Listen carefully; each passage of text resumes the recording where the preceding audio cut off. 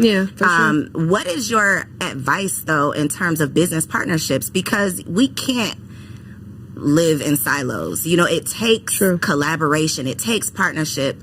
It should. If your dreams are big enough, you should not be able to just do it by yourself. So knowing what you've known, being burnt the way that you've been burnt, what's your advice? And even for yourself, how do you operate in business partnerships now? Well, totally different for sure. Just speaking on the last situation, I made that more than what it should be. That should have just remained a business situation. So what, he liked me. So what, we were both going through a crazy time, and he didn't have no money and I didn't have no money. I also have a real sense of loyalty to people because they did something for me at one time, and then it just continues on far longer than it should have. You're giving them credit for that one thing for the entire time. And I had to learn, that assignment had long been over. It was no long. I did so much extra credit. I don't know what I went on and on and on. I had already earned that grade. You know what I mean? So now I realize that, I don't force anything. Absolutely nothing. If I have to force it, I'm not talking just business, personal relationship, friendships. I mean, even down to going somewhere. You're trying to go somewhere and something seems like it just keeps happening. I don't even go. I don't go. It's not for me to go. I'll see y'all the next time.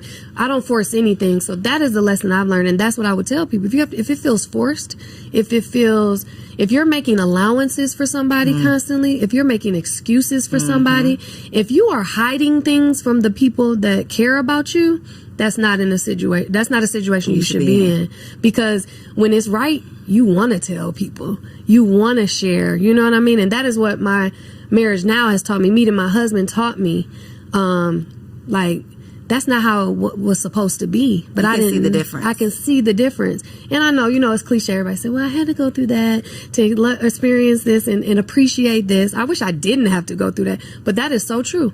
I do not think I would appreciate my marriage now like I do if I had not experienced what I've experienced before. Or even have been prepared to accept it. Because a lot of times we got to get drugged by the clown who we think is all of the things in order to recognize the king. And again, that sounds real cliche. It does. But from someone who was real wrapped up with some clowns, right? I had to go through those things. I had to learn those lessons. I had to see what not to do, what I didn't want, what's not a good fit. Right. In order for me to actually appreciate a good man. Because a lot of times the goodness doesn't come wrapped up in what what that version of us wanted it to be. And if we do not mature and evolve and grow, we're not even going to be ready for the good one. We're not even going to be in position to recognize them. So I definitely know that, we know it all happens for a reason. It's hard. We wish it didn't have to happen. But I look back like, oh my God, what was I doing? Why? And why? And why? Exactly. Yeah. So with you have a son and a daughter? I do. You have a son and a daughter. Yes. What is your advice to them, or how are you guiding them? What was your advice in terms of college? Knowing what you know about that doesn't have to be a requirement. You were able to carve out a different path. So what was your recommendation for them? I tried not to recommend because I am very biased. I feel like it's not needed. You know what I mean? But I don't discourage anybody from doing it. I'm glad I experienced the year in college I experienced. It was an experience. I stayed on campus. I met people that I still talk to this day. It was an experience.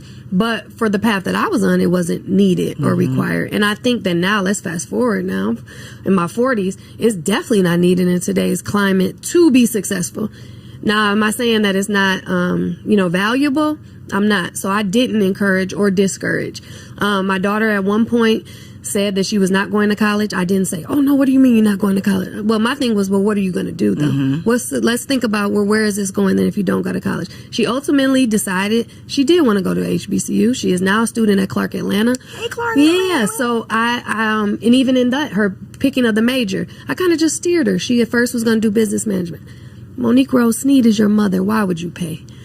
Why would I pay? Hello. I ain't gonna say Mama you pay because I gotta pay. Why would I pay for you to go to school for business? When I'm business. So if you want to, learn business, I got you in that. But what else are you interested in? So now she's a fashion major, which is really what I believe is her true heart's desire. And so, I didn't encourage. My son did not go to college. He is a business owner with me. He learned entrepreneurship from me. We now co-own 2 businesses together. Like, that is my legacy. That is what I instilled in him. And I don't feel bad that he didn't go. My son didn't even graduate from high school, let alone go to college.